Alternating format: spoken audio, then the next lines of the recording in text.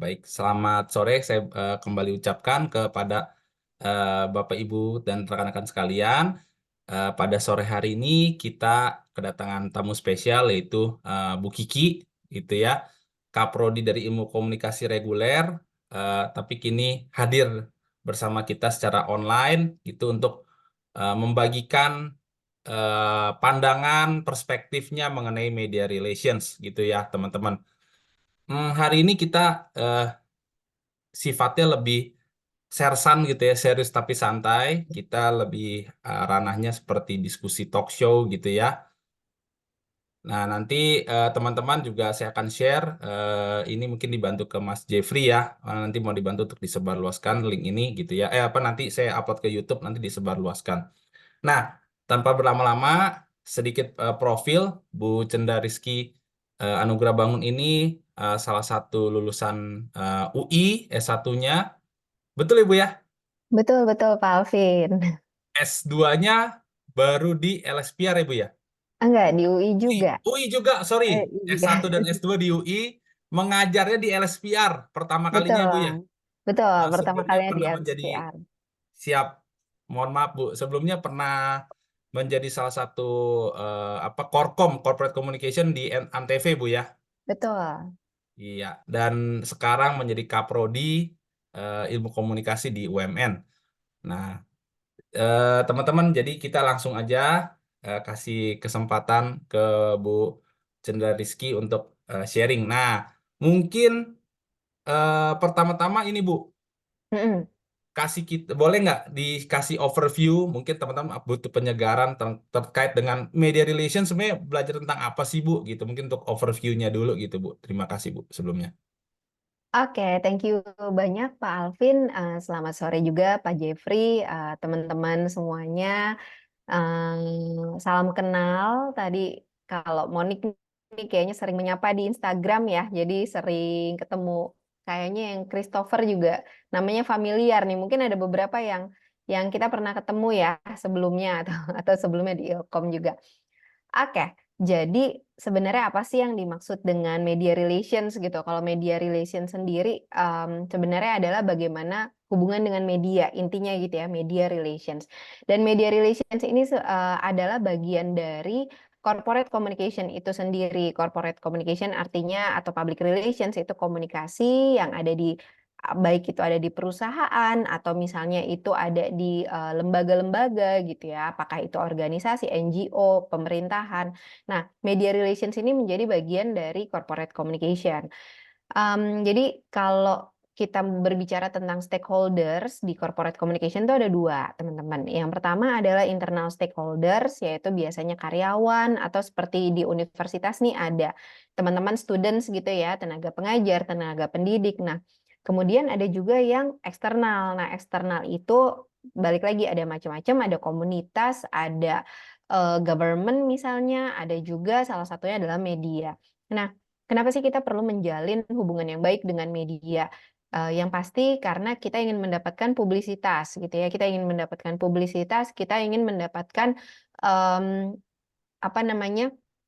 Orang-orang mengetahui tentang perusahaan kita, orang-orang mengetahui tentang organisasi kita, tapi kita nggak ngeluarin uang nih gitu. Gimana caranya? Ya dengan media relations ini. Kalau ada waktu itu dari salah satu yang melakukan apa ya? Ini kata-kata gitu ya yang saya suka banget kalau misalnya disebutin advertising is saying you are good gitu kan, bahwa kita mempromosikan diri kita tuh bagus gitu. Tapi kalau misalnya ngomongin public relations atau media relations adalah ketika orang lain yang mengatakan kita bagus gitu. Jadi ketika kita mau membentuk citra, kita mau memperlihatkan reputasi yang baik gitu. Dengan cara apa? Nah, dengan cara ketika media-media ini memberikan publisitas yang baik tentang perusahaan kita. Gitu kurang lebih sih Pak Alvin ya. Nah, nanti cara-caranya mungkin juga teman-teman banyak pelajarin ya sebelumnya oleh di pertemuan-pertemuan sebelumnya gitu. Iya, luar biasa Bu untuk pengantarnya sangat komprehensif. Nah, ini di tengah minggu awal puasa gitu, Bu Kiki juga salah satu yang menjalankan puasa, Mas Jeffrey juga yang saya tahu gitu kan, eh, apa namanya masih tetap semangat gitu, artikulate-nya luar biasa Semangat dan dong. nah ini luar biasa lah pokoknya. Kalau saya mungkin udah bingung tadi, udah kehilangan apa udah jadi fenomena kurang aqua gitu, Bu. Waduh, duh, duh. Nah, tadi menarik salah satu pernyataan dari Bu Kiki itu perihal ini, Bu, bahwa media relations tuh pada ujungnya itu muaranya pada publisitas dan publisitas ini mungkin tidak berbayar gitu, Bu ya. Bahasa gampangnya Betul. itu gratis gitu ya. Ya. Nah, kata kunci dari untuk bisa publisitas yang gratis ini saya rasa tepat kalau misalnya kita bicara topik pada hari ini yaitu news value, Bu, gitu. Oh, Oh, ya. nilai berita. Nah, Nilai berita, boleh betul. boleh diberikan penjelasan gitu, Bu. Fondasi nilai berita tuh sebenarnya apa sih, Bu? Mungkin secara gampang agar bisa diserap oleh rekan-rekan mahasiswa dan juga publik luas yang nantinya mengakses video rekaman ini, Bu. Oke, jadi kalau misalnya nilai berita itu sebenarnya adalah bagaimana bagaimana ini nanti mohon koreksinya ya Pak Alvin apabila masih kurang tepat gitu. Jadi sebenarnya news value itu begini, mungkin yang perlu kita ketahui adalah dari sudut pandang media, belum tentu apa yang kita pikirkan penting itu penting bagi media. Jadi dalam sisi korporasi, oh ini penting nih, contoh, saya mau launching produk. Contohnya apa ya, misalnya handphone gitu ya, Samsung ada yang terbaru. Buat saya ini penting, buat perusahaan kami, wih keren banget nih kita bikin, kita launching produk. Terus misalnya ada dari, salah satu bank gitu ya, perbankan yang bikin maraton. Wah ini keren banget nih, ini pasti banyak yang mau datang dan sebagainya. Nah dari sisi kita itu memang penting, tapi untuk sisi media belum tentu itu penting. Kenapa? Karena harus dilihat dulu ada news value-nya nggak di situ gitu, ada sesuatu yang bisa diangkat nggak ya, dijadikan berita. Karena ya kita pernah dengar ya, untuk media bad news is a good news gitu, padahal untuk korporasi atau organisasi, good news is a good news gitu. Kita sih pengennya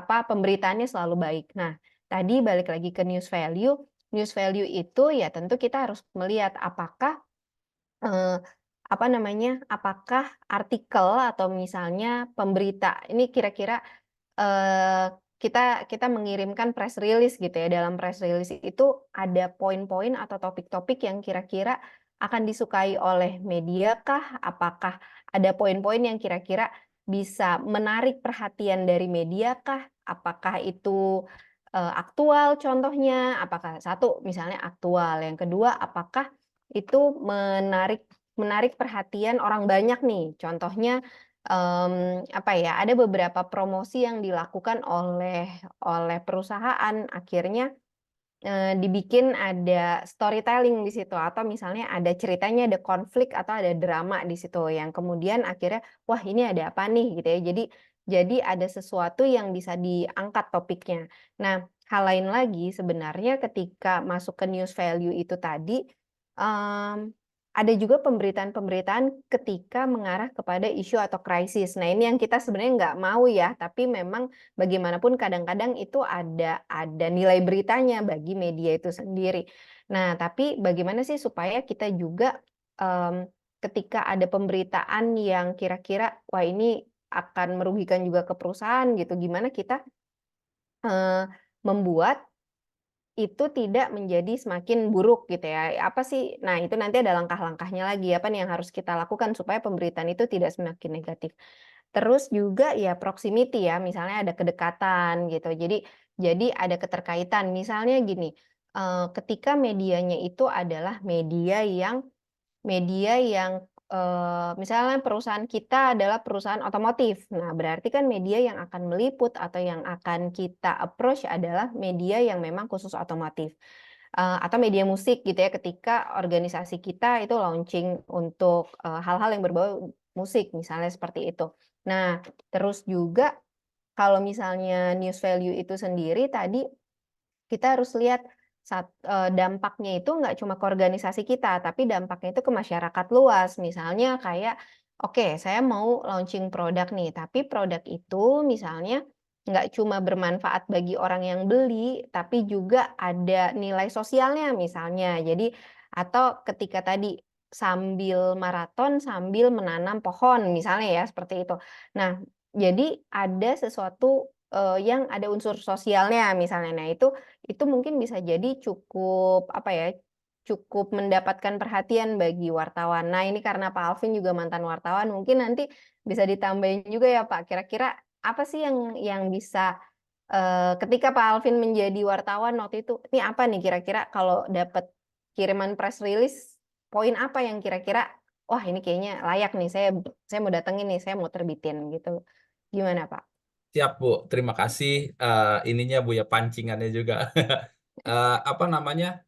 Bener banget tadi pertama saya harus benar-benar apa ya, benar-benar mengacungkan jempol gitu ya ke Bu Kiki, karena yang disampaikan itu udah dua sisi teman-teman. Jadi tidak hanya dari sisi PR, tapi dari sisi wartawan melihatnya juga seperti apa. Maksudnya begini, prinsip sederhananya tadi yang mau disampaikan Bu Kiki dan nanti saya juga akan elaborasikan, bahwa dari PR itu maunya good news is a good news.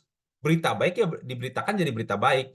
Nah, logika media, media pers gitu ya, adalah bad news is a good news. Jadi berita yang buruk itu yang baru menarik lah gitu bagi mereka gitu. Nah, kemudian terkait dengan apa yang tadi disampaikan oleh Bu Kiki juga, eh, bagi saya di lapangan gitu ya ketika semasa jadi wartawan, pola pikirnya pola pikir dari nilai berita itu saya sederhanakan. Sederhanakannya seperti apa? Menjadi P dan M. Nilai berita atau news value adalah penting dan atau menarik. Jadi bisa penting dan menarik atau penting atau menarik gitu. Jadi teman-teman dan izin Bu Kiki dan juga izin Mas Jeffrey gitu ya. Misalnya kalau dulu seringkali ada gium ketika saya belajar jadi wartawan tuh, eh, apa namanya, when a dog bites a man it's not news, but when a man bites a dog it's a news gitu. Jadi ketika anjing gigit manusia bukan berita, tapi kalau manusia gigit anjing itu baru berita. Nah, ternyata pola pikir itu udah tidak lagi dipakai, sudah ditinggalkan. Karena ketika misalnya anjingnya itu menggigit manusianya, ini adalah Prabowo misalnya, yang katanya presiden elect gitu ya. Nah, ini akan jadi berita pasti. Bukan hal lumrah yang anjing gigit aja gitu biasa, enggak gitu. Kenapa? Karena Prabowo adalah orang penting. Menarik nggak? Menarik. Kok bisa ya sekelas yang levelnya mau jadi presiden kok nggak ada penjagaan sehingga anjing bisa menggigit. Nah, jadi kategorisasi atau turunan daripada nilai berita itu bisa disederhanakan menjadi penting dan menarik. Walaupun ada berbagai macam ini ya konsep mengenai nilai berita, turunannya itu bisa menjadi 12 ataupun jadi 7 gitu. Em, Apa misalnya dari tadi Bu Kiki sudah menyebut salah satu proximity, kedekatan, ada juga nanti prominence. Prominence itu berarti tokoh yang terkenal, misalnya seperti itu. Ada juga frekuensi dan sebagainya. Tapi kalau disederhanakan menjadi penting dan atau menarik, itu saja, itu dulu. Nah, eh, dalam hal nilai berita ini juga soal penyebaran press release gitu ya, rekan-rekan sekalian dan juga Bapak Ibu, pemilihannya itu tentu saja akan sangat sulit pertama bagi wartawan. Jadi saya akan cerita secara idealnya, kemudian saya juga akan menyampaikan juga pengalaman real di lapangan. Kalau idealnya tentu saja semua atau masing-masing dari perusahaan atau korporat itu mau berlomba-lomba untuk ataupun bersaing lah menyebarkan siaran persnya, baik itu formatnya teks, foto maupun video ataupun audio supaya bisa dimuat untuk publisitas itu. Nah, itu idealnya. Nanti dipilihnya kalau secara ideal itu ya tentu dari wartawannya akan melihat kecocokan pada medianya apakah benar-benar masuk. Misalnya memang oke, launching gadget. Nah, ternyata gadget ini adalah gadget pertama yang bisa dicas tidak pakai kabel, kabel, pakai Bluetooth casnya misalnya gitu. Mungkin udah ada, tapi ini adalah produk asli buatan anak Indonesia, putra putri terbaik bangsa misalnya gitu. Mito lah, misalnya nggak tahu Mito ini ya, pokoknya salah satu lah misalnya produk Indonesia misalnya seperti itu. Nah, itu akan punya nilai berita dan medianya juga media gadget gitu, media gawai nih, yang suka update terkait dengan gawai itu pasti akan ngambil gitu. Nah, kalau misalnya dia hanya mau eh, apa namanya launching ya iPhone, mungkin jangan iPhone lah, tapi misalnya launching misalnya handphone tapi mereknya itu mungkin kelasnya Oppo deh, misalnya kelasnya Oppo gitu. Tapi diperuntukkan untuk middle low, terus spesifikasinya biasa aja. Nah, itu mungkin tidak akan diambil karena tidak ada satu hal yang penting banget dan menarik banget tuh mungkin tidak terpenuhi gitu. Jadi lagi-lagi idealnya itu adalah bagaimana kecocokan siaran pers ataupun produk PR itu dengan medianya serta apakah memenuhi nilai beritanya itu. Nah, itu adalah idealnya. Kalau dalam praktek kenyataannya, jadi kalau saya sih hanya pernah menjadi wartawan di bidang politik sosial gitu. Di level apa bidang nasional untuk politik maupun isu sosial. Nah, salah satu yang benar-benar saya rasakan dengan nyata itu adalah pada saat Pilpres, pemilu 2014 itu. Nah, di pemilu 2014 ini siaran pers itu dulu saya ikut kubunya Prabowo Hatta. Nah, jadi dibagi tuh tim wartawan, tim liputan 6 dibagi dua. Kita ada 12 orang, 6 orang ikut Jokowi JK, 6 orang lagi ikut Prabowo Hatta. Nah, saya ikut tim Prabowo Hatta waktu itu. Nah, ketika saya ikut tim Prabowo Hatta, di situ saya menemukan bahwa kan Prabowo Hatta itu dulu didukung oleh banyak partai. Ada Partai Gerindra, ada Partai Golkar, ada P3, ada PKS, ada partai seingat saya di situ juga ada banyak lah, saya agak lupa gitu ya. Nah, itu langsung apa namanya masing-masing partai itu pasti punya PR gitu. Entah mereka bilangnya apapun lah, divisi komunikasi, juru bicara, tim pemenangan, apalah itu namanya. Yang pasti mereka menjalankan fungsi sebagai PR. Satu partai itu punya satu siaran pers setiap harinya. Misalnya ada 6, eh, yang paling saya ingat itu dulu Partai Perindo pertama kali menyatakan dia jadi partai dan ikut pemilu.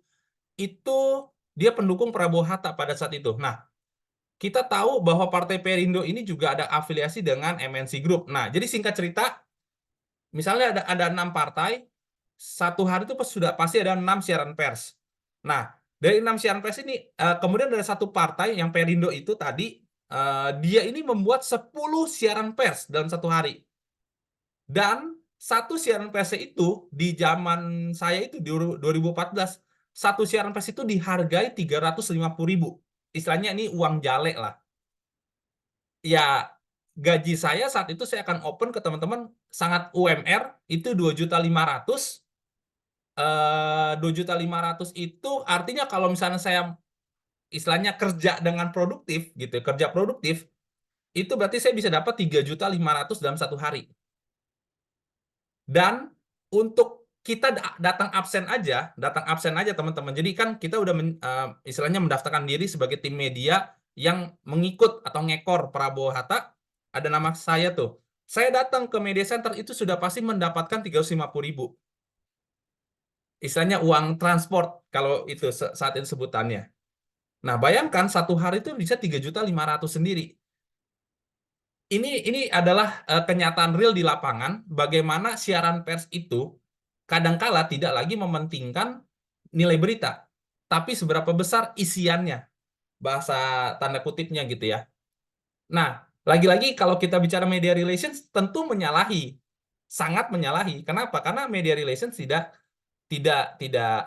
bergerak ataupun tidak membicarakan eh, di ranah tersebut ya, membayar gitu ya. Mungkin saya tambahkan sedikit gitu ya. Karena walaupun terkesan membayar, tapi apakah betul-betul perusahaan ataupun entitas yang melakukan penyebaran siaran pers dengan tidak beretika ini gitu eh, masuk dalam kategori pemborosan. Nah, rupanya enggak, teman-teman. Kenapa? Karena ketika mereka mau beriklan di jalur yang resmi gitu ya, beriklan di jalur yang resmi, karena kan salah satu bagian daripada aktivitas PR juga beriklan, bisa melalui advertorial misalnya seperti itu. Itu biayanya sangat mahal. Misalnya CNN data 2023, 2022, 2022 menuju 2023 untuk blocking 1 jam bersama Desi Anwar itu 750 juta. 1 jam itu dipotong dengan kurang lebih 8 sampai 10 menit untuk jeda iklan. Kalau kita full ambil jeda iklan itu, iklan kita juga, iklan entitas kita, itu bisa sampai 1 miliar. Gitu. Ya bisa nego-nego dikit, tapi nggak sejauh itulah. Nah, kalau liputan aja, liputan untuk paket berita 3 sampai 5 menit, itu di angka 50 sampai 100 juta. Nah, bayangkan misalnya kita ambil yang paket berita 50 yang 3 sampai 5 sorry, 2 sampai 3 menit. 2 sampai 3 menit itu 50 juta paling murahnya. Kemudian dia hanya bayar wartawannya sekitar 500.000. Kalau televisi zaman saya dulu 2014, televisi itu dapat 500. Kadang dilebihin jadi 750 kalau misalnya mohon maaf bukannya seksis, tapi memang kalau rata-rata yang diwawancara pria, reporternya perempuan kadang dilebihin gitu. Tapi kalau misalnya pria, wartawan yang tulis ataupun radio gitu ya, atau video jurnalis itu biasa hanya mendapatkan sekitar 350 sampai 500 ribu gitu teman-teman. Nah, eh, jadi ini adalah kenyataannya gitu ya. Di Ya pasti logikanya kan logika glodoknya, dibanding keluar 1 miliar mendingan keluar cuma 500.000 atau 1 juta, udah menjamin gitu istilahnya. Nah, ini adalah dilema, sebenarnya dilematis. Nah, mungkin eh, saya mungkin ke Bu Kiki dulu, apakah ada komentar, dan nanti juga mungkin Mas Jeffrey bisa menambahkan, izin ya Bu. Wah, keren banget Pak Alvin, bener-bener komprehensif ya. Jadi karena saya nggak pernah di sisi media nih tadi pemahaman apa pengalaman-pengalaman Pak Alvin ya memang benar ya guru yang berharga gitu karena kami jadi tahu nih gimana sih kenyataannya di lapangan. Karena sebenarnya secara teoritis ya tadi yang disebutkan Pak Alvin juga kita ada kode etik jurnalistik, kita ada kode etik PR gitu. Tapi sebenarnya ya itu tadi ketika prakteknya kita nggak bisa kontrol gitu ya. Kita memang sangat-sangat apa ya, kita sangat menjunjung tinggi kode etik tersebut. Tapi begini teman-teman, kalau misalnya tadi praktek tentang transport untuk wartawan itu sebenarnya juga memang tidak ada paksaan sebenarnya Pak Alvin ya untuk memuat beritanya gitu. Jadi ya ini adalah sebagai pengganti kita menghargai wartawan yang datang. Kemudian tidak ada pemaksaan, kok belum dimuat sih gitu ya. Nah kita tidak melakukan itu gitu. Jadi nah, ketika misalnya nanti dimuat atau misalnya kemudian ada publisitas dan publikasi, itu juga sebenarnya karena ada relasi yang baik gitu sih. Jadi karena melihat, oh iya wartawan ini dengan tadi misalnya yang Pak Alvin sebutkan ada PR-nya di partai A, partai B, partai C gitu kan. Karena wah dia informatif banget nih. Jadi saya bisa menuliskan dari berbagai sudut pandang gitu. Jadi kemudian akhirnya berita itu dirilis gitu. Ya mungkin sih komentarnya itu dulu. Mas Jeffrey mungkin boleh Mas Jeffrey kalau mau ada komentar. Monggo Mas Jeffrey. Wah, terima kasih Bu Kiki, Pak Alvin, luar biasa ini apa pandangannya terkait dengan media relations. Saya mohon izin mungkin berbagi. Kalau tadi mungkin pembicaraan kan di apa di sekitaran ibu kota waktu itu gitu ya. Kalau saya kebetulan juga tadi ini pernah Bu Kiki saya jadi bertugas jadi humas dan CSR di salah satu forestry company gitu ya. Saya selalu bilang kalau dulu mengistilahkan saya ini PR di desa gitu lah. Kalau yang Bu Kiki tadi kan pengalaman PR di kota gitu. Nah, ini kalau ini PR di desa nih Bu Kiki dan teman-teman. Jadi untuk teman-teman saya nggak tahu nanti jalurnya kemana gitu ya. Siapa tahu nanti teman-teman nanti juga berkesempatan atau punya rezeki-nya memang menjadi entah itu corporate communication ataupun di divisi komunikasi yang kebetulan berada di remote area. Nah, mainannya kalau dulu saya itu ceritanya begini. Uh, budget dari perusahaan saya kecil, Bu Kiki, ataupun Pak Alvin, ataupun teman-teman. Jadi, yang bisa saya lakukan, ya nyambung juga mungkin dengan materi di pertemuan 7, ataupun yang mungkin pernah saya sampaikan di pertemuan pertama, dalam rangka supaya dianggap penting itu berita, saya udah nyicil duluan sih untuk membangun hubungan sama jurnalisnya Bu Kiki ataupun Pak Alvin dan teman-teman. Jadi saya pernah ceritakan ke teman-teman yang dilakukan apa nih yang simpel ataupun yang tidak terlalu nabrak secara etika tapi main di abu-abu gitu ya. Jadi biasanya apa kalau di daerah itu khususnya di koran daerah itu kan biasa ada ulang tahunnya tuh Bu Kiki atau teman-teman. Nah, itu biasanya kami dari pihak perusahaan itu akan datang ke perusahaan media tersebut. Entah itu nyampaikan kue ulang tahun atau selamat dan macam-macam lah. Nah, tapi karena saya memang perusahaan itu berada di Kutai Kartanegara, di Kalimantan Timur, saya ngerasa kalau saya ke kantor pusatnya di Balikpapan, saya nggak akan kenal dengan wartawan di Kutai Kartanegara. Maksudnya yang berada di Biro di Kutai Kartanegara. Kutai Kartanegara di Kota Tenggarong gitu ya. Jadi saya ketika ulang tahun media tersebut, saya ngasih kue ulang tahunnya selalu itu di bironya, tidak ke kantor pusat. Saya ngerasa kalau misalnya saya mau dibantu, pasti dia yang bantu, bukan orang dari pusat.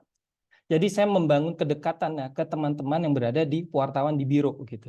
Nah, jadi itu saya bangun terus. Jadi ketika saya nggak punya budget, ada kegiatan menurut kami itu menarik ya, seperti kata tadi juga ada dari Bu Kiki ataupun Pak Alvin gitu ya, menarik. Jadi ceritanya biasa itu mungkin untuk teman-teman di sini yang mungkin pernah tahu ya, di Sungai Mahakam itu biasa ada namanya banjir tahunan ataupun 5 tahunan.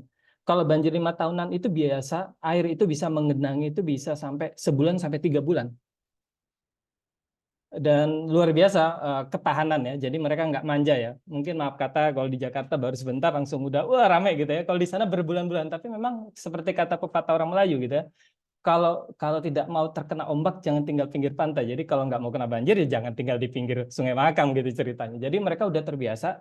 Singkat cerita adalah dari perusahaan itu biasa kalau ketika ada bencana banjir gitu yang melanda, kami menyerahkan bantuan. Nah, dalam rangka supaya saya nggak punya uang untuk, tidak punya budget dana untuk pasang iklan seperti yang tadi Pak Alvin bilang, atau kita mau pasang advertorial, otomatis kita mau cari publisitas gratis. Dan saya masih menghormati teman itu, dan saya tidak pernah memang menyampaikan duit jalek gitu ya mungkin. Jadi yang bisa lakukan tadi itu aja membangun hubungan yang secara resmi ataupun bisa abu-abu gitu ya. Jadi ketika saya perlu ini seperti itu, saya bisa kirim rilis. Terus secara taktiknya tadi Pak Alvin sempat bilang tadi supaya menarik. Saya nggak pernah mau buat pakai tambahkan untuk fotonya itu yang ketika orang nyerahkan bantuan, saya nggak pernah mau gitu. Saya lebih senang tuh fotonya yang berproses. Waktu itu agak dramatisasinya karena kita pakai kapal. Jadi pas foto misalnya nurunkan logistik itu dari kapal itu ke masyarakat, nah itu yang saya ambil fotonya. Tapi memang yang nyerahkan di situ ada karyawan memang. Saya udah di setnya langsung pakai baju seragam kantor gitu ya. Terus pakai apa supaya ada embel-embelnya sedikit walaupun nanti di press release-nya disebutkan. Itu sih yang bisa sharing sedikit yang bisa saya sampaikan terkait supaya taktik ataupun strategi untuk teman-teman yang mungkin nanti bisa di remote area seperti itu ketika menjadi PR ataupun CSR ataupun humas seperti itu ataupun corporate communication apapun namanya. Begitu Bu Kiki ataupun Pak Alvin, tambahannya sedikit saja. Baik, luar biasa Mas Jeffrey ini salah satu humas di daerah yang harus tahan banting gitu ya. Saya juga udah dengar ceritanya lebih detail lagi gitu ya ketika waktu itu ada krisis gitu ya. Nah, teman-teman dan rekan-rekan sekalian, menyambung apa yang disampaikan oleh Mas Jeffrey, sebenarnya karakteristik dari media di daerah itu berbeda gitu ya dengan media yang ada di bisa dibilang media ibu kota. Nah, em, salah satu yang paling saya lihat fundamental gitu ya, salah satu karakteristik pembedanya adalah ini, bahwa wartawan di daerah itu rata-rata mereka ini pertama gini, dari konteks sosial ekonominya dulu. Nah, zaman dulu di era mungkin ya era sebelum penetrasi internet yang begitu tinggi dan era media sosial yang bergelimangan gini seperti sekarang, mungkin kita bisa bilang di tahun 2000-an gitu ya. Nah, itu media-media itu media nasional punya cabangnya di daerah-daerah, punya kantor berita cabangnya. Misalnya kok kalau yang saya tahu Antara yang salah satu paling banyak karena memang kantor berita punya plat merah, tapi nggak plat merah juga lah, itu agak susah juga itu untuk dibahas. Nah, eh, rata-rata di sana itu yang tetap. Nah, kemudian ketika ada declining dari era media atau transisi ke media digital gitu ya. Nah, media-media yang di daerah ini rata-rata entah memanggil balik para wartawan di daerahnya atau membuat satu kesepakatan bahwa ya udah Anda ini tidak lagi jadi karyawan, istilahnya gini, kita kontrak secara profesional. Nah, ya bahasa gampangnya adalah Anda jadi kontributor. Anda ketika mengumpulkan berita yang kita anggap ini juga layak tayang, baru Anda dibayar gitu.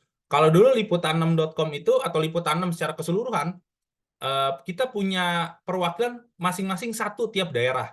Misalnya Poso satu, Poso sebesar itu satu orang, satu atau bahkan dua orang. Nah, dia akan misalnya Densus 88 ya istilahnya tim polisi yang memburu teroris gitu ya. Dia mau melakukan pengejaran. Nah, dia akan ikut nih. Dia akan ikut selama seminggu atau 3 hari minimal, terus pulang sendiri, masuk ke hutan-hutan, terus pulang kirim beritanya ke Jakarta gitu ya. Nah, pengirimannya sejujurnya saya juga agak miss gimana caranya waktu itu. Kalau sekarang mungkin tinggal kirim email atau apa. Kalau dulu seperti apa ya, gitu kan? Itu yang sebenarnya saya agak miss kalau zaman dulu. Nah, ketika dianggap layak, itu baru. Rata-rata juga besarannya sekitar 350.000 sampai 500.000. Sehingga apa? Salah satu yang paling berdampak, kesejahteraan dari media di daerah. Itu akan sangat ini ya, rekan-rekan ya, akan sangat apa namanya, berkurang lah atau perlu diperhatikan gitu. Nah, ini jadi berbeda dengan media nasional yang wartawan yang bekerja di media nasional secara garis besar kesejahteraannya lebih baik, namun itu tadi kalau di masa sekarang persaingannya begitu ketat gitu. Nah, mungkin selanjutnya kita bisa bergerak ke topik berikutnya. Nah, tapi di sini saya mau menyampaikan kalau kepada teman-teman sekalian, boleh saja kalau mau bertanya langsung ke raise hand ataupun mau mengetikkan pertanyaannya di kolom chat. Nanti kita akan membahasnya gitu ya. Kita akan coba memberikan perspektif dari masing-masing istilahnya pakar dan juga ex-humas gitu ya. Gitu berdasarkan pengalaman gitu ya dan juga teori konseptualnya. Oke. Nah, mungkin saya akan kembali ke Bu Kiki terlebih dahulu dan ini juga cocok juga untuk Mas Jeffrey nanti bisa mengelaborasikannya kembali terkait dengan krisis. Nah, tadi sebenarnya Bu Kiki sudah membahas tentang krisis ini sendiri, Bu. Soal krisis ini, kenapa sih, Bu, media relations itu sangat penting, terutama di masa krisis, Bu? Dan mungkin saya nggak tahu apakah waktu itu Ibu pernah di Antv terjadi suatu krisis dan bisa di-share pengalaman bagaimana Ibu menghandle-nya gitu, Bu. Monggo, Bu, izin. Oke, baik. Terima kasih banyak, Pak Alvin. Nah, sebenarnya tadi juga sebelum masuk ke sini saya pengen komentarin terkait yang Mas Jeffrey gitu ya. Setuju banget bahwa relasi itu dibangun pelan-pelan karena kadang-kadang kalau udah langsung gitu ya kayaknya ketahuan wah ada apa nih, ada maunya nih gitu ya. Jadi personalize atau personalisasi itu sebenarnya penting juga dalam media relations bahwa dia tahu kita memang temennya gitu, tahu bahwa PR dan PR itu dengan media kita punya relasi yang memang baik gitu ya, yang kokoh. Nah, tadi personalisasi kita tidak hanya melihat dari satu media itu, oke misalnya TV One gitu, enggak, tapi kita kenal wartawan yang misalnya ini satu orang yang memang saya cukup dekat sama dia, saya kenal sama dia gitu. Nah tadi, salah satunya disebutkan oleh Pak Alvin, emang kenapa sih gitu ya ketika di saat, krisis hal ini jadi penting? Salah satunya waktu itu juga sempat ada wartawan yang sharing ke saya gitu, dia cerita di salah satu perguruan tinggi, dia tuh adalah wartawan yang untuk di bagian pendidikan gitu. Terus dia ceritalah di salah satu perguruan tinggi ini dia bilang, "Wah, kampus A ini bagus banget media relations-nya," gitu. "Oh, kenapa?" "Iya, ada program-program media relations yang kami tuh sering banget diikutin. Sedangkan kalau di kampus B kami misalnya dikirim rilis udah selesai, ada launching ini udah selesai gitu ya. Jadi kayak cuma cuma sebentar-sebentar gitu. Nah, ketika ada ada di kampus A yang tadi, kami merasa spesial, kami merasa diistimewakan, kami merasa diperhatikan gitu kan, nggak cuma butuhnya aja. Nah, suatu saat terjadi masalah dengan si kampus A. Ada masalah yang kemudian melibatkan entah itu tentang kampusnya, saya lupa, tapi kira-kira kasus tersebut dianggap bisa merugikan kampus tersebut. Nah, si wartawan ini kemudian yang dia lakukan pertama adalah klarifikasi. Jadi dia tidak langsung menuliskan, tapi dia klarifikasi dulu nih. Gimana kira-kira? Apakah benar? Saya dengar ada kasus ini dari teman-teman wartawan lainnya. Ini gimana? Nah, tanggapan dari perusahaan ini, dari kampus ini gimana? Jadi dia mencari tahu dulu. Dia tidak langsung ngejudge, tidak langsung. Sebenarnya kan kalau dilihat dari nilai berita itu ada banget dong orang jelas-jelas itu sesuatu yang apa namanya menarik perhatian gitu. Tapi dia mencari tahu dulu. Nah, yang kedua dia cerita gini, ketika saya tahu bahwa ketika saya tahu bahwa ada masalah ini dan banyak banyak wartawan-wartawan bodrek gitu ya, atau misalnya media-media kecil yang kemudian mendapatkan makanannya dari hal-hal krisis semacam ini, isu seperti ini. Nah, yang kami lakukan adalah kami jadi garda terdepan untuk membela si kampus tersebut. Nah, akhirnya artinya apa? Artinya relasi yang baik itu bukan cuma sekedar publisitas yang baik, tapi dia juga merasa bagian dari kita gitu, bahwa dia juga ikut menjaga perusahaan kita. Nah, ini sih yang menurut saya cukup penting ya. Kenapa sih di masa-masa isu dan krisis media ini kan media juga sebenarnya sebagai watchdog atau sebagai the fourth estate ya yang kita ketahui gitu. Nah, ketika dia berperan sebagai watchdog itu dia mengawasi kita, tapi dia juga kemudian akan menjaga kita ketika tahu bahwa oh itu nggak benar kok gitu. Nah, ini juga ketika ada pemberitaan-pemberitaan lainnya dia bisa kemudian mengcounter sehingga ibaratnya gini, ketika dia adalah wartawan dari media yang cukup bagus gitu ya atau di tier 3, 2, 1. Nah, ada berita-berita kecil ya, berita kecil itu bisa kita kesampingkan gitu karena dianggap sebenarnya ya dibandingkan dengan yang ini sudah bisa tertutupi gitu. Jadi mungkin itu kali ya kalau dari pandangan saya. Mungkin Mas Jeffrey juga mau nambahin, Pak Alvin boleh silakan. Thank you. Monggo ke Mas Jeffrey dulu, tapi sedikit aja itu tadi menindaklanjuti bahwa kita itu perlu membangun relasi dengan perlahan dan itu saya share ada 2 link di apa namanya teman-teman di kolom chat. Bagaimana UMN tuh juga tidak hanya berteori aja di ruang-ruang kelas baik onsite maupun virtual, tapi juga melaksanakannya. Ini salah satunya ini media apa namanya media gathering gitu ya dalam lingkup halal bihalal gitu ya. Nah, itu juga sering dilakukan gitu ya. Nah, itu sebagai salah satu contoh. Ya, mungkin Mas Devi ada hal yang mau ditambahkan tadi. Ya paling secara pengalaman, secara langsung gitu.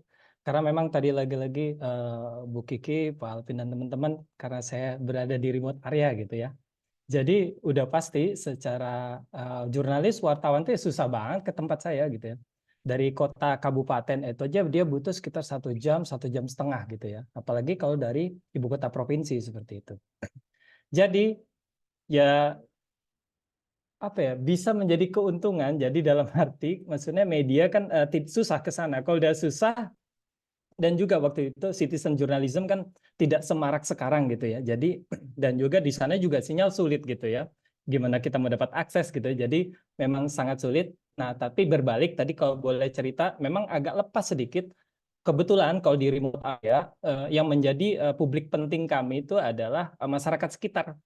Masyarakat sekitar, komunitas, kemudian stakeholder baik itu di Muspika ya, di pihak kecamatan seperti itu, ataupun juga nanti pihak kabupaten. Kalaupun memang kepada publik yang di sekitaran misalnya ada di masyarakat di kabupaten tersebut ataupun di provinsi atau bahkan ke nasional, itu agak kurang memang. Jadi memang kita fokuskan gimana informasi ketika kita terjadi krisis itu fokusnya kita sampaikan informasi secepat-cepat mungkin itu kepada pihak yang terkait ke komunitas, ke misal ke kecamatan dan semua pihak itu. Jadi karena mereka di sana lebih percaya kepada pemimpin komunitasnya tersebut ketika informasi.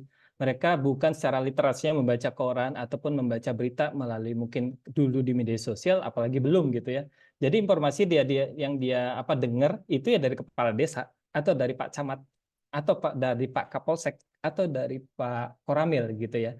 Jadi itu yang memang kita fokuskan.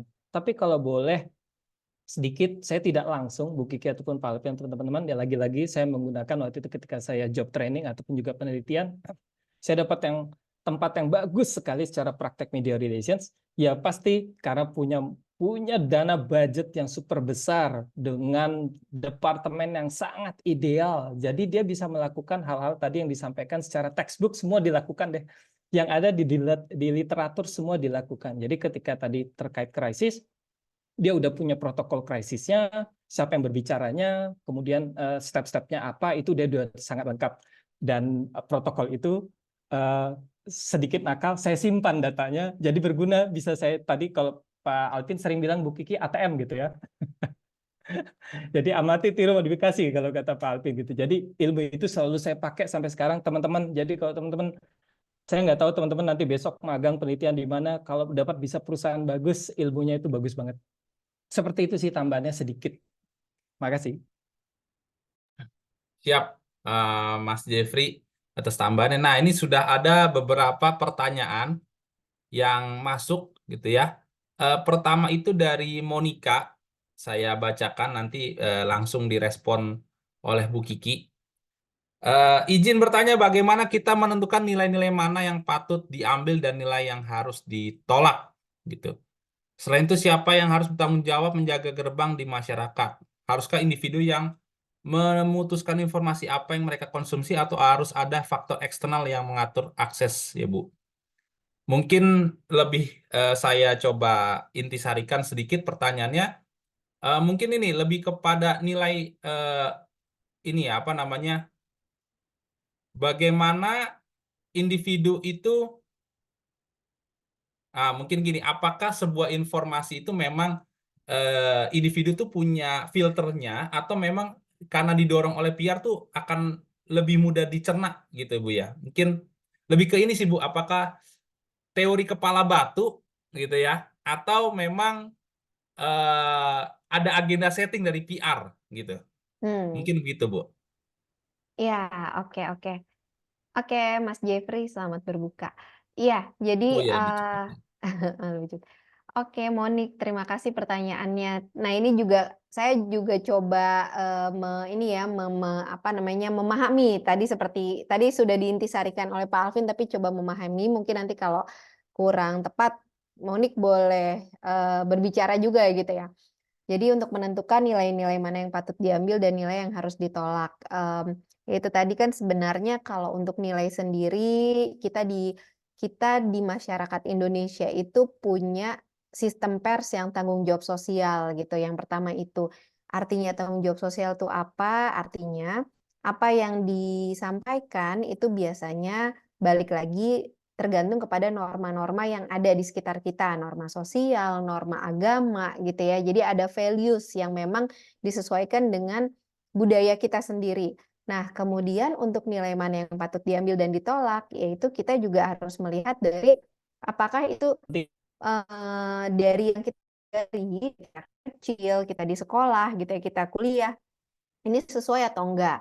Nah, terus yang tadi terkait juga dengan agenda setting. Ada pemberitaan-pemberitaan yang mungkin bisa jadi di situ tuh ada karena kita ada konglomerasi media, kita ada kepentingan di balik pemberitaan gitu. Itu bisa jadi juga pemberitaan itu nggak salah gitu ya, tapi bias bisa aja kan gitu ya, bisa aja bias bahwa dari pemberitaan A dia akan 80% misalnya kita ngomongin pilpres gitu.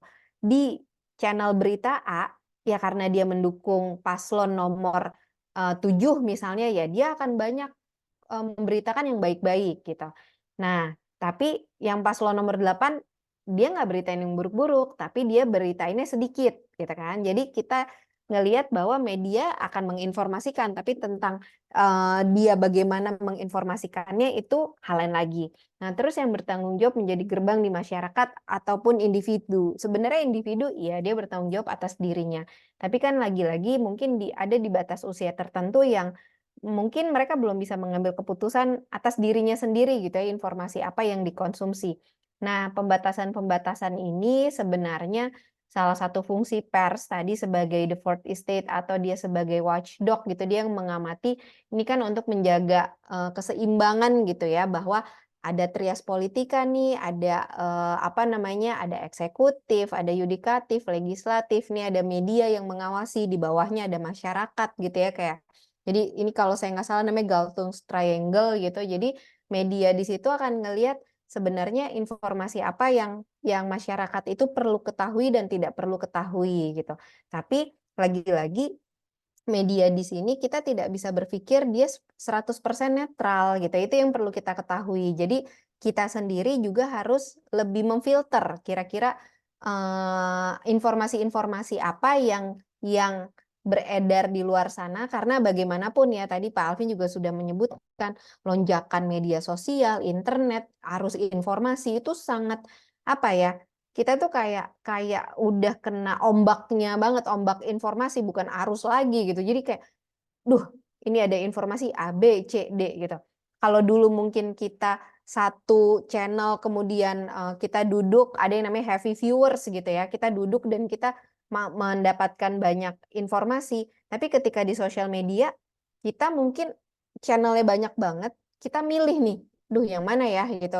Ini yang sosial media ini bilang ini, yang news media bilang ini, online media ini bilang ini gitu ya. Jadi akan banyak sekali. Nah, tentang memutuskan informasi yang dikonsumsi, haruskah ada faktor eksternal yang mengatur gitu ya. Sebenarnya yang diatur itu tadi ya, salah satu perannya mungkin di sini peran pemerintah gitu. Jadi dia yang akan menjaga regulasi tentang informasi-informasi apa saja sesuai norma dan etika kah. Kalau di media sendiri ada kode etik jurnalistik gitu kan, bahwa dia tidak boleh memberitakan berita bohong gitu. Nah, paling main celahnya di situ tuh. Oke, nggak bohong, tapi kita bisa sedikit dari persentase itu bisa kita eh, nggak 50-50, misalnya tadi ya 80-20 gitu. Terus juga tentang regulasi misalnya dari entah itu Kominfo atau dari apa namanya, dari Dewan apa DJP ya kalau nggak salah, yang untuk informasi publik ya, Pak Alvin ya. Iya, Bu. Dari ada Eh, juga ya. ada. Cuma saya juga agak agak kurang tahu, Bu, itunya, Bu. Agak kurang tahu ya. Ya, tapi sama ya, kurang lebih gitu. Sebenarnya kan kita ada peran pemerintah di situ, ada peran media di sini, dan juga kalian gitu ya sebagai penjaga juga gini. Karena kalian sebagai orang-orang yang terliterasi itu sebenarnya bisa menyampaikan juga ke teman-teman yang mungkin belum paham, belum cukup paham lah tentang, kok ternyata kayak gini ya gitu. Misalnya nih, ini ada kemarin satu hal yang ini mungkin nggak terlalu berkaitan dengan media ya, tapi saya tuh waktu beberapa minggu lalu berkunjung ke IPB, salah satu pusat studi yang tentang transdisciplinary gitu. Nah, si ketuanya Prof. Dami ini dia ahli serangga. Jadi ahli serangga, dia itu cerita bagaimana waktu itu ada pemberitaan tentang nyamuk yang dipakein chip. Jadi nyamuk dipakein chip katanya untuk masukin sesuatu ke manusia, kemudian kita diawasi oleh pemerintah dan lain sebagainya gitu ya. Nah, dia cerita, saya terlibat, memang si nyamuk itu dimasukkan sesuatu, dimasukkan apa, zat yang saya sendiri juga lupa namanya apa, tapi itu Aedes aegypti, Mas Jeffrey dan Mas Alvin gitu ya. Jadi supaya apa? Karena DBD lagi tinggi, sampai sekarang juga ya gitu ya, maksudnya tinggi, gimana mereka memanipulasi ketika nyamuk tersebut menggigit orang, itu akan nggak akan menularkan penyakit demam berdarahnya gitu. Saya lupa, iya kalau nggak salah demam berdarah. Nah, jadi yang dimasukkan itu sebenarnya untuk memanipulasi supaya tidak menyebarkan DBD. Tapi yang beredar di media adalah memasukkan chip lah gitu ya. Terus ada kemarin juga tentang vaksinasi. Vaksinasi itu tuh jangan nanti dimasukin chip dan lain sebagainya. Jadi tenang aja teman-teman, selama IKTP kita aja masih berbentuk ini ya, fisik. Jadi jangan takut ada chip-chip itu gitu. Nah, jadi soal yang tadi, hal-hal seperti itu yang menurut saya kita sebagai orang juga harus apa, sebagai masyarakat harus bisa menentukan sendiri gitu. Oh, ini kayaknya oke, ini kayaknya enggak nih gitu ya. Ini benar atau enggak. Ya, mudah-mudahan cukup menjawab ya, Monik. Terima kasih. Saya kembalikan ke Pak Alvin.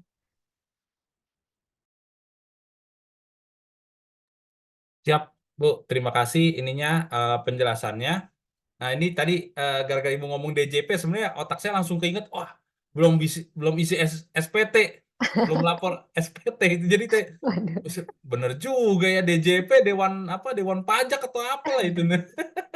Mohon maaf Bu, bener-bener. jadi agak ngeblanknya ke sana. Nah, tapi ini ada dua pertanyaan, mungkin teman-teman, dua pertanyaan terakhir supaya rekan-rekan juga bisa apa namanya berbuka, siap-siap ibadah ya. Saya kurang tahu biasa apa yang habis buka itu ada sholat ya. Iya, Biar bisa sama. nanti bisa siap lagi untuk kuliah malam gitu ya. Jadi kita nih kultum aja, apa kultum bener ya Bapak Ibu ya. Kuliah 7 menit. Tapi lebih dikit lah. Lebih dikit. Nah, ini ada apa namanya dari Erik sama Yudis.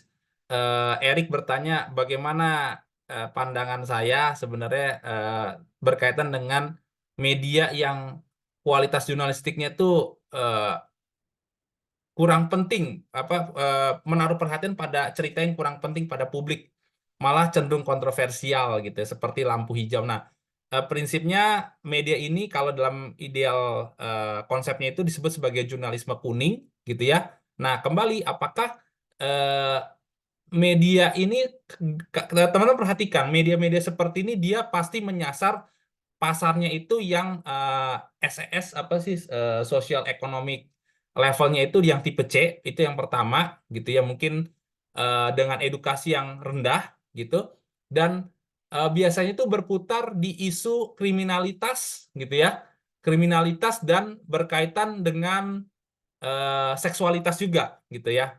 Eh, Kriminalitas, seksualitas sama mistis, pasti tiga hal itu. Nah, oleh karena itu kalau kita di ranah PR, apakah kita ini memang harus bekerja sama atau berkolaborasi dengan media yang berada di itu tadi pasar kriminalitas, seksualitas sama mistis ini? Kalau misalnya berbeda gitu ya pasarnya, ya mungkin bisa kita abaikan gitu.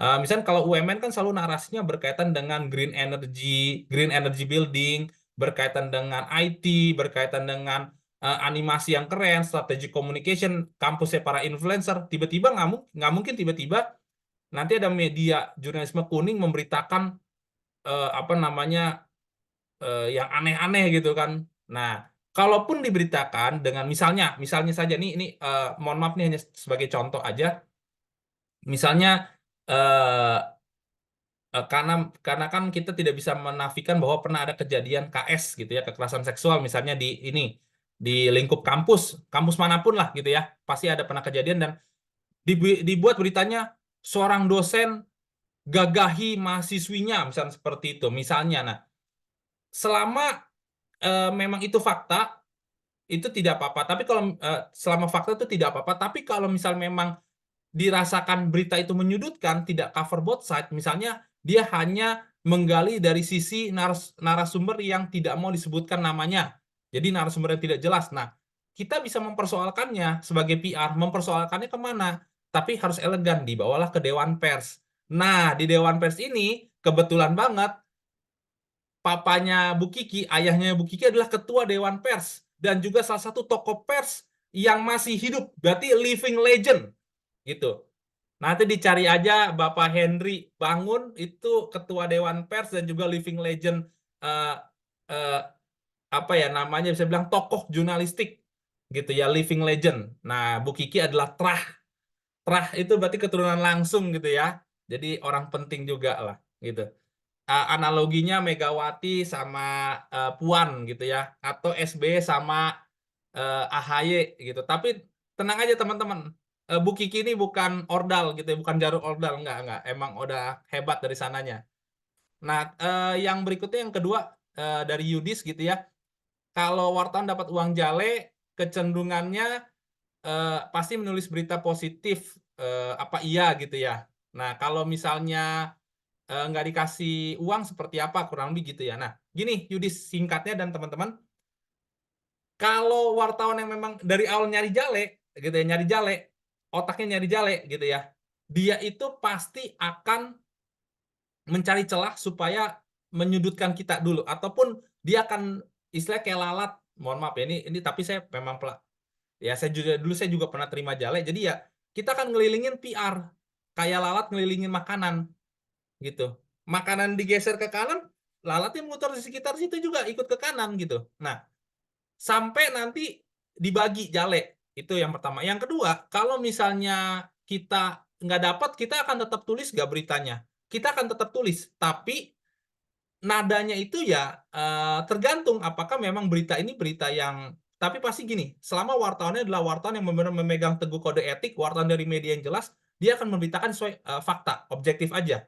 Soal nada positif negatif itu tidak akan terlalu kelihatan. Kenapa? Kalau dia media yang jelas, berita yang dibuat oleh wartawan yang tidak terima jale ini pun pasti akan disortir ataupun akan difilter oleh editor. Kalau dia wartawan VJ, video jurnalis, ataupun dia reporter yang TV, dia juga akan ada video editor dan juga ada produser. Jadi berlapis itu tahapannya. Kecuali wartawan yang memang wartawan yang abal-abal ataupun wartawan bodrek gitu ya, itu baru berita juga nggak jelas. Nah, kemudian bagaimana kalau nggak kasih uang? Jadi ada juga kejadian gini. Ini dulu banget dulu ya, saya menyebutnya oknum aja lah. Kalau di KPK, itu zamannya KPK Abraham Samad itu, antara KPK-nya sama wartawan tuh benar-benar solid, istilah gitu. Benar pemberantasan korupsi, anti korupsi. Tapi kan yang namanya idealisme itu kadang bisa berubah di tengah jalan. Ya kita nggak tahu ada oknum satu atau dua yang di situ. Singkatnya begini, artinya ada wartawan yang dia tidak mau terima uang gitu karena dia nggak merasa kalau terima uang itu korupsi gitu atau gratifikasi, tapi dia tidak mau korupsi tapi mau gratifikasi, tanda petik lah gitu. Dia mau menikmati fasilitas. Fasilitasnya apa?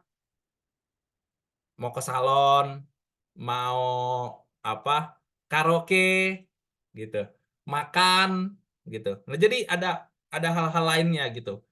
Nah, jadi nggak melulu selalu uang, tapi ada treatment khusus. Iya, memang ada treatment khusus. Bahkan gini, misalnya ini omongan di lapangan ya, omongan di lapangan antara PR dan juga beberapa rekan media. Ada satu ada satu media besar yang afiliasi dari kampus kita. Kok dia melulu sih yang diajak ke luar negeri? Kok dia terus sih yang selalu pertanyaannya tuh selalu dijawab duluan sama narasumber? Kok selalu dia terus sih kalau misalnya konferensi pers dia belum datang, kita semua disuruh nunggu, nggak boleh mulai-mulai. Kalau si itu terlambat udah langsung ditinggal, nggak dibagi bahannya, misalnya gitu. Nah, itu juga salah satu bentuk gratifikasi sebenarnya, dalam tanda petik gitu ya, tanda petik mengistimewakan satu bukan gratifikasi tapi satu treatment khusus kepada sebuah media yang memang didasari oleh logical reasoning. Logical reasoning adalah bahwa media ini media besar sehingga impact-nya juga besar kalau ditulis ataupun dipublikasikan dengan media ini. Misalnya kita bilang ada Radar Banten, medianya yang media objektif nggak? Media yang faktual nggak? Di verifikasi Dewan Pers nggak? Semua iya. Tapi kalau misalnya kita masuk Radar Banten, tapi kita bisa masuk di Kompas TV, kita pilih mana? Mendingan kita masuk 1 kali Kompas TV dibanding 10 kali di Radar Banten. Dan seperti itu kan? Gitu teman-teman. Jadi treatment khusus kita pasti akan lebih yang di ini rekan di Kompas TV. Nah, izin bertanya, berita sekarang juga banyak diviralkan melalui podcast. Apakah podcast atau TikTok atau media sosial lainnya juga membuat pemberitaan yang membuat pemberitaan juga disebut media atau dapat membantu pemberitaan? Nah, ini saya ada pandangan tapi mungkin kita ke narasumber utama kita, ke Bu Kiki gitu, Bu. Menurut Bu Kiki apakah podcast misalnya Deddy Corbuzier gitu mewawancarai Prabowo, mewawancarai Jimli Asidik dan segala macam, apakah itu juga disebut sebagai media, Bu? Bagaimana, Bu, pandangannya? Mungkin ini terakhir ya, teman-teman ya. Oke, wah gimana ya? Ya, tapi tadi ya, opini itu sebenarnya kita boleh bisa beda-beda gitu ya. Mungkin saya, Pak Alvin, atau Pak Jeffrey gitu ya. Tapi mudah-mudahan nggak nggak salah ya. Kalau dari pandangan saya, sejujurnya saya akan bilang sebenarnya yang seperti tadi disebutkan, bahkan podcast yang disebutkan podcast juga berbeda ya. Podcast itu sebenarnya tidak tanpa video gitu. Podcast ya sesuatu yang teman-teman lakukan direkam gitu seperti radio gitu. Jadi audio biasanya untuk podcast. Nah, ketika bentuknya adalah video yang tadi melakukan wawancara kepada Jimli Asidik atau misalnya kepada Prabowo gitu, apakah itu bisa disebut juga sebagai media? Nah, media itu sebenarnya adalah yang terafiliasi gitu, yang memang mempunyai memang tujuannya adalah ada 5 kan sebenarnya tujuan dari media itu. To inform, to educate, to persuade, yang terakhir to make money. Nah, jadi bagaimana media itu merangkum semua fungsi tersebut. Nah, apakah dari yang dilakukan melalui video, misalnya video TikTok gitu, atau misalnya podcastnya Deddy Corbuzier, itu sudah merangkum kelima hal tersebut. Dan juga unsur-unsur yang misalnya apa namanya, podcastnya tersebut atau video-video tersebut itu memang mencari berita untuk mengedukasi dan juga untuk memberikan informasi kepada masyarakat. Jadi kalau saya pribadi, saya tidak melihat itu sebagai media. Tapi ketika ada media yang kemudian menggunakan channelnya melalui TikTok, melalui sosial media, nah itu adalah perubahan dari news outlet gitu. Jadi news outletnya dulu adalah berupa seperti koran gitu. Kemudian sekarang bahkan Kompas ya, harian Kompas atau kompas.com saya melihat juga menggunakan Instastory gitu untuk update beritanya. Dulu sempat ada di TikTok misalnya share informasinya. Nah, itu adalah pemberitaan yang kemudian dia platformnya berbeda-beda nih. Masuk ke TikTok misalnya. Jadi ada potongan-potongan. Setahu saya Antv juga ada tuh. Dia bikin potongan-potongan masuk ke TikTok. Nah, nanti tonton di apa namanya di channel beritanya mereka. Nah, itu ya media. Tapi kalau yang tadi disebutkan bukan berasal dari kantor berita atau misalnya memang dia perusahaan media, saya tidak bisa menyebutkan bahwa itu adalah media. Hanya medium ya mungkin, tapi bukan media. Oke, terima kasih Pak Alvin. Ya, mungkin Mas Jeffrey ada pandangan juga. Berarti hampir sama sih seperti itu. Paling cuma namanya ada struktur organisasinya. Kalaupun memang boleh juga nanti bisa ini. Ya saya sih lebihnya kepada citizen journalism jadinya seperti itu. Tapi kalau sebagai badan hukumnya dan lain-lain kan nggak ada kan seperti itu. Ataupun secara betul struktur organisasi media sih seperti itu. Itu mungkin tambahannya. Terima kasih. Baik, terima kasih Mas Jeffrey. Dan benar banget, saya juga sepakat dengan Bu Kiki dan Mas Jeffrey. Tapi saya satu mau menambahkan, yang pertama, apakah media itu diatur undang-undang pers, gitu aja. Kita tinggal ngeliat undang-undang pers nomor 40 tahun 1999. Di situ sudah jelas definisi daripada media yang dibilang sebagai media pers. Selebihnya ya sudah, itu hanya akun aja. Kalau bahasa anak jurnalistik sekarang itu mereka menyebut homeless media. Jadi media yang sebenarnya tuh luntang-lantung, sebenarnya nggak jelas tujuannya, bukan tujuannya, nggak jelas di mana mereka, siapa orangnya, tapi kok bisa produksi konten gitu, atau ghost media gitu. Nah, ada contoh, teman-teman bisa lihat di kolom chat gitu ya. Itu beberapa rekan saya posting, jadi mereka teman saya ini adalah wartawan yang cukup senior sekarang lah kalau ini ya levelnya ya, di bidang apa, liputan internasional atau yang berkaitan dengan Kementerian Luar Negeri.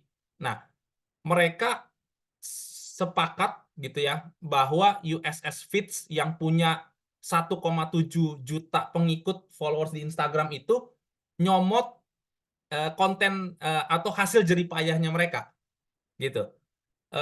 Jadi tipikal media-media seperti ini hanya mereka nggak turun ke lapangan, tapi mereka mempublikasi konten yang asal comot aja. Oh, di Google lagi viralnya ini, mereka bikin konten, udah gitu. Nah, eh, ini bukan, ini sudah tegas gitu ya, bahwa dari reporter di lapangan aja menolak praktek seperti ini, artinya mereka bukan dianggap sebagai media gitu. Nah, tapi logika kita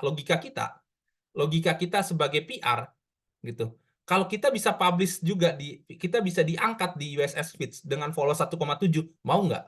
Mau. Kita langsung oke, deal. Sederhananya gini, saya maksudnya ini bukannya bragging atau apa, tapi pernah satu kali saya diwawancara oleh satu media, Detik misalnya, tiba-tiba ucapan saya itu dibikin jadi infografis ke sebuah akun Instagram yang followersnya ya 200 K gitu ya, 200 K, 200.000, tapi saya nggak pernah diwawancara di situ. Jadi direplikasi itu biasa. Justru di era digital saat ini, di era konglomerasi, replikasi daripada konten itu penting. Tapi itu memang termasuk kalau kata Bivins itu uncontrolled information ya, uncontrolled information. Nah, selama memang bagus ya kita fine-fine aja, seneng aja, cuan itu. Nah, tapi kalau misalnya nggak bagus, nah kebakaran jenggot kita. Kurang lebih begitu. Teman-teman, saya sambil absen dulu, saya ketua kelasnya Mas Erik kan ya?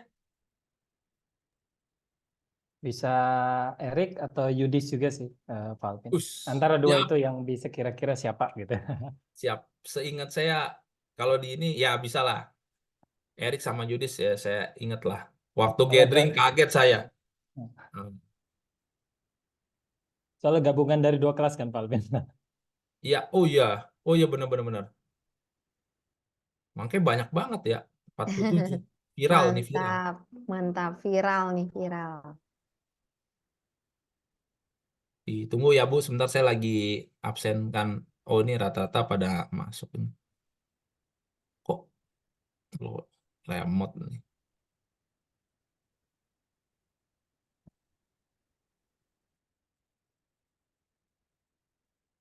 Erik Paus, saya cek dulu. Waktu itu saya kayak simpen ini ya.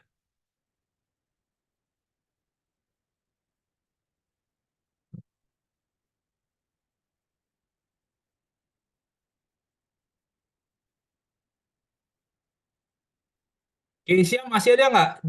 Keisha Dinita. Ada, Pak. Oke. Aldano. Hadir, Pak. Hafiz Ahmad Farabi. Atau kasih ini reaction. Vien Evelyn. Oke. Oke. Ya, nggak apa-apa. Oke, baik. Rekan-rekan, Bapak Ibu sekalian. Mungkin itu kita cukupkan ya, Bu Kiki. Di Ya, hari ini, di waktu ini, supaya Bu Kiki juga bisa buka puasa, pulang teman-teman. Oke, Bu Kiki masih di kantor nih. Ya, mungkin itu saja. Sekali lagi terima kasih atas antusiasmenya teman-teman mau mendengarkan kuliah kuliah tamu kita pada hari ini, dan nanti kita bahas lagi itu di pertemuan forum dan juga di pertemuan online berikutnya. Sekian dari saya, Wali Taufik Walidayah. Wassalamualaikum, gitu ya. Semoga sehat selalu, UTS-nya dikerjakan. Semoga benar ya, Bapak Ibu. Semangat, sehat selalu. Itu ya. terima kasih Pak Alvin, terima kasih Pak Jeffrey, terima kasih Bu teman-teman. Kiki, Izin Ya, live. izin Ya, live. Ya, izin saya matikan live. recording.